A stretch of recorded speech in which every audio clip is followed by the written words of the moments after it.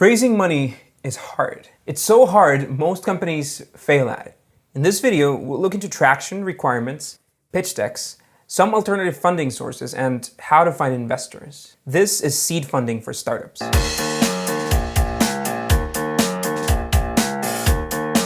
I'm the CEO of a company called Slidebean, and thousands of startups have used our platform for creating their pitch decks. Their success is our success, and this is why we get involved with them, and we have learned a thing or two about what works and what doesn't. I started my first company in 2011, and we failed at raising capital. I know the pain of shutting down this website you worked on countless hours, or having to email all your customers to say it's game over. The problem with that company is that we wasted so much time trying to find investors that we failed to find some fundamental flaws in our product. For Slidebean, we raised a seed round of $800K, which has allowed us to grow to a team of 25, increase our revenue to 7 digits, and become profitable in the process. And yeah, it was hard. I'm telling you this because I want you to trust my advice. I tried and I failed, and now I can look back and see why I got a no from most of the 142 investors that we pitched. Yeah, 142 to raise 800,000. So now let's talk about traction first.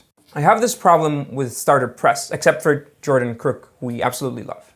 It gives new founders a false notion of how fundraising works. You read the story of Yo, an app that just sends notifications saying Yo, and how they raised $1 million seed round, and you assume that's something that anybody with a couple of lines of code can do. Most companies raise money after getting traction. Very few companies raise money with just a prototype and no users, and certainly no company raises money without a fully formed founding team. The most extreme case here is tech companies that are trying to raise money to hire their CTO. This makes no sense in the mind of an investor. Tech talent is expensive and it's scarce, and the first proof that your company is worth something is that you, the founder, the CEO, managed to find a full stack developer that would turn down this job at Google to work on this idea. As a CEO, you need to be able to find and convince that guy who joins you for the stock and not for the salary, when he could be making $150,000 a year otherwise. The reality of startup fundraising today,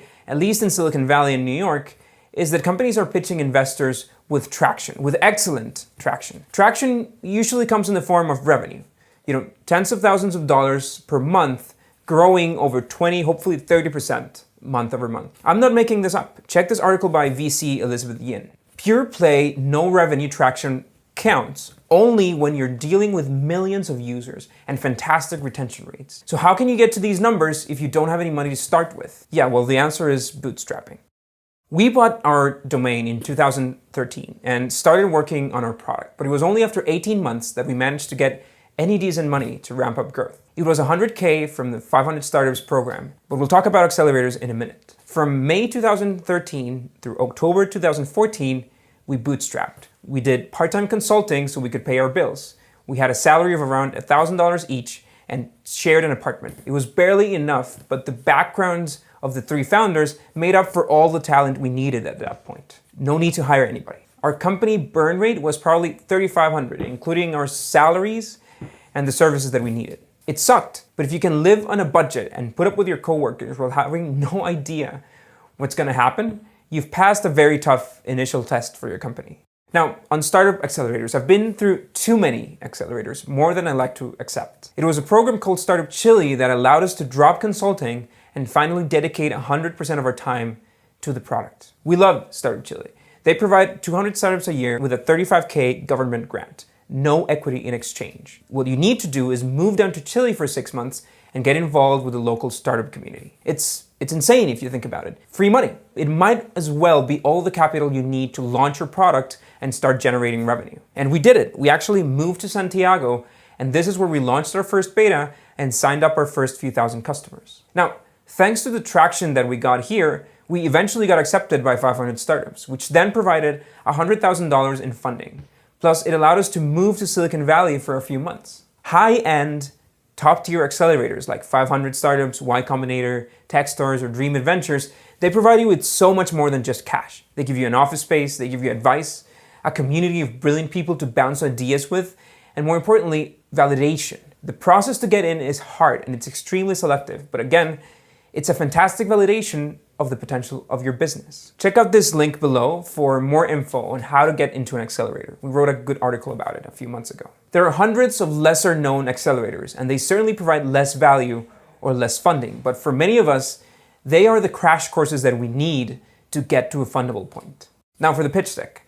Once you feel ready to raise money and hopefully you have the traction you need to come up with a pitch deck. Now, do not try to reinvent the wheel. There's a standard pitch deck template structure most investors expect. You can just download a template for this deck on the links below. We've also prepared an in-depth video breaking down every single slide and giving you insights on how to complete each one of them. So check that out. The key points are that simple is better. And again, don't get creative and don't make it longer than 15 slides. Consider this a hard rule. Now, don't overcrowd your slides. If it doesn't fit, then it probably shouldn't go on the deck. Your pitch deck is an intro to your company, and more importantly, the story of your company and your founders. Now, don't get into advanced tech details or wild revenue projections. You can save those for the follow-up meetings. Most investors take about 4 minutes to review a deck they got over email. And if it's longer than that, chances are they'll skip it. So no point adding that information anyway. Another common mistake is treating your pitch deck like a state secret. No investor on the planet will sign an NDA for the chance to see a pitch deck. It's a rookie move that'll probably burn that connection for you. These guys look at hundreds of decks a year, and the liability of signing NDAs for each one of them is just not worth it. Don't get upset with this, but most ideas are worthless without execution. It's your ability to execute that matters. Now, if anyone seeing your pitch deck can go on and start a clone company of their own and beat you to market, then it might not be a great idea to begin with. Finding investors. I heard at 500 Startups that you need to pitch 100 investors for every 500K that you want to raise. And at least in our case, that math has held up.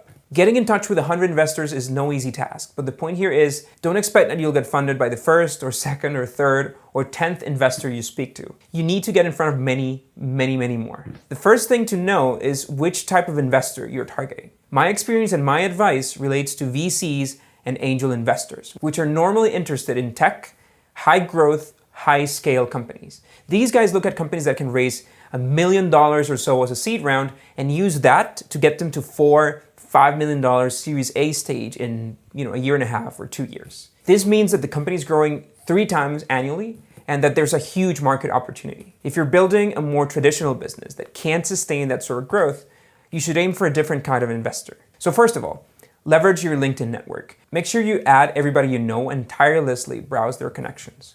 If you find a match, check that the investor is actively investing. You can use AngelList for that. Ask for a warm intro. This will almost guarantee a chance to share your pitch deck. Many investors just don't reply to cold emails.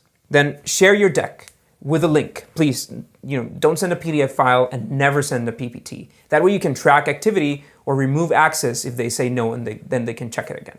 Once you've depleted your LinkedIn contacts, start attending startup events and befriending people.